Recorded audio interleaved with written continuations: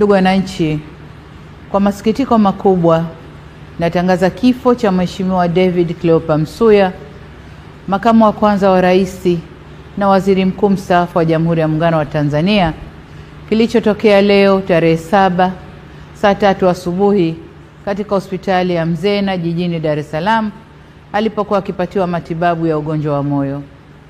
Hayati Cleopa David Msuya ameugua kwa muda mrefu na amekuwa akipatiwa matibabu ndani na nje ya nchi, ikiwemo katika hospitali ya moyo ya Jakaya Kikwete, hospitali ya Mzena na kule jijini London nchini Uingereza.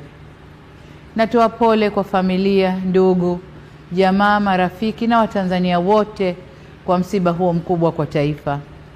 Aidha, ninatangaza siku 7 za maombolezo ambapo bendera zitapepea nusu mlingoti kuanzia tarehe 7 hadi tarehe 13 mwezi huu wa 5. Taarifa zaidi kuhusu msiba huu zitaendelea kutolewa na serikali. Poleni sana Watanzania. ICRA FM.